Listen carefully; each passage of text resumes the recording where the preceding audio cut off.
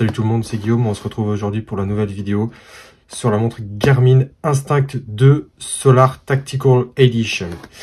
Alors du coup, on va procéder à l'ouverture du colis.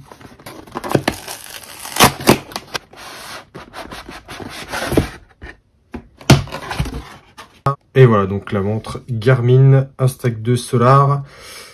Du coup, une montre qui vaut 500 €, mais que j'ai eu à 337 € sur Amazon en promotion.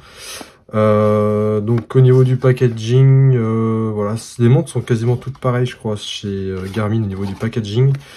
Donc on va l'ouvrir tout de suite. Donc ça c'est propre, ça change de Casio où la montre est mise dans une boîte en métal et elle est mise comme ça en fait, enfouie dans la boîte, que là on voit directement la montre. Alors je voyais l'écran peut-être un peu plus grand, c'est ma première Garmin, hein. Je voulais déjà l'acheter en début d'année, mais bon, 500 boules la montre, du coup j'avais opté pour la T-Rex 2, que au final je ne mets pas trop, mais puisque celle-ci a plus l'air d'une G-Shock croisée avec Garmin, en fait ça pourrait peut-être plus m'intéresser, puis bon, pour le prix c'était une affaire également, donc acheter un peu sur un coup de tête, mais je l'avais déjà repéré avant. Donc alors bon, là des petites instructions, ça on s'en fout un peu. Donc c'est une montre qui se recharge par câble. Donc voilà, vous avez l'embout ici. Et puis voilà, en USB, donc il faut avoir un bloc qui se branche sur les prises murales. Vous pouvez trouver facilement à Action ou sur Amazon aussi, hein. Donc faut savoir que sans le bloc en fait, secteur voilà, USB, vous pouvez pas charger. Donc ou alors sur PC, vous pouvez peut-être aussi la charger sur PC, mais bon, ça doit être beaucoup plus lent. Alors on passe à la montre. Donc alors pour l'enlever, comment ça se passe? Voilà, c'est un peu plus premium que G-Shock, on va dire, un peu mieux pensé comparé à G-Shock, à Casio G-Shock. Donc voilà. Alors peut-être que sur la vidéo, ça va peut-être avoir plus un aspect vert, mais ça a plus un aspect coyote, tan en fait. Bah d'ailleurs, je crois que dans la description du produit, c'est mis couleur tan. Donc on a un petit écran de protection, enfin un petit film de présentation pour voir un peu l'interface de la montre. Et voilà. Donc là, c'est la 45 mm si je me trompe pas. Donc il y a plus petit, je crois aussi, donc pour vraiment les petits poignets. Alors on la met. Donc je rappelle, hein, poignet de 18 cm de tour de poignet. Donc ça très important, parce qu'en vidéo, on se rend pas vraiment compte du poignet du gars qui fait la vidéo. Donc voilà ce qui se donne. Plutôt pas mal. Je m'attendais vraiment à un truc un peu plus petit. Et franchement, c'est pas mal comparé à... Ça, c'est une des plus grosses G-Shock, hein. Donc comparé à une grosse G-Shock, ça donne ça. Donc franchement, ouais, la G-Shock est plus mastoc. Je ferai des tests, enfin je ferai des comparatifs avec les autres montres. Je vais regarder comment ça s'allume. Alors comment ça s'allume? Alors je vais l'enlever déjà.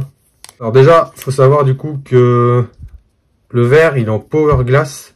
Matériau de la lunette, polymère renforcé de fibres.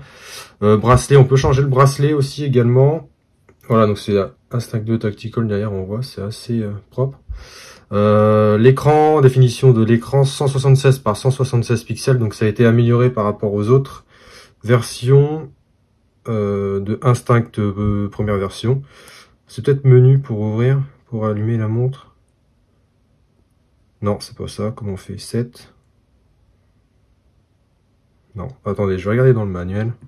Donc en fait, c'est contrôle en fait pour l'allumer. Donc on va appuyer dessus. En fait, on va pas faire une vidéo, c'est vraiment une vidéo déballage, hein, pour voir un peu ce que ça donne. C'est vraiment pour voir. Donc Garmin, ok. Et en fait, faut que je la charge après complètement. Donc c'est ce qu'ils disent. Donc unglitch. Donc en fait, je m'attendais à un truc vraiment dégueulasse et vraiment pixelisé. Mais du coup, c'est pas mal. Alors, je maintiens. Et c'est dingue, hein, j'arrive pas à... Oh, d'accord, donc contrôle, ok. Donc là, je suis en français, donc alors là, on a... Ah oui, d'accord, alors, attends. Donc là, c'est pour monter, donc là, je peux éteindre la montre. Là, c'est l'économie d'énergie, donc apparemment 22 jours. Rétroéclairage, 20%. Ne pas déranger, désactiver. Verrouiller les touches. Vision nocturne. Donc voilà, ça, c'est une montre pensée pour les militaires. Donc j'ai pris celle-ci parce qu'il y a la Instinct 2 basique, mais elle était plus chère que la version Tactical. Donc bon, voilà, pourquoi pas tester. Donc ce sera utile si les Russes nous envahissent. Mode de furtif, portefeuille, bah oui parce qu'on peut payer je crois aussi. Donc si j'appuie sur le menu, ok, je reviens là. Si j'appuie sur CTRL, ça fait rien. Si j'appuie sur 7,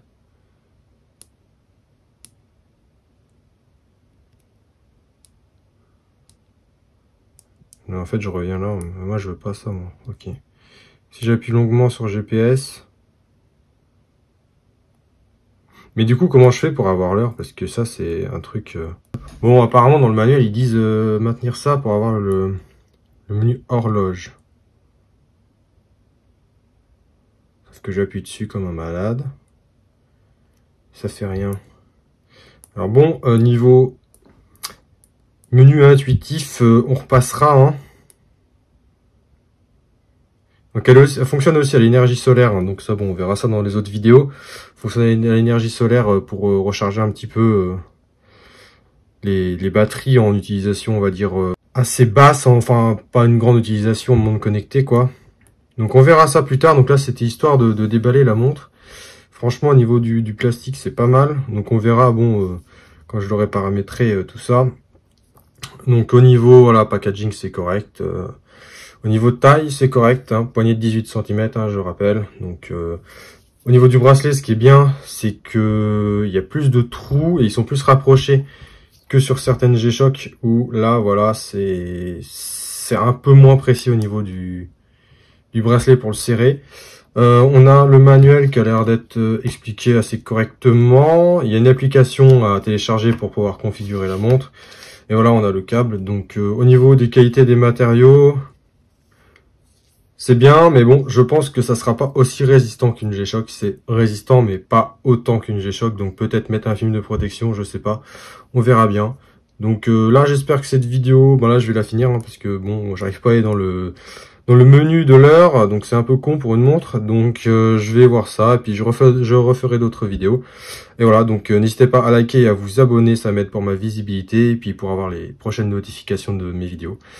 Voilà, j'espère que cette vidéo vous aura plu, et je vous dis à la prochaine.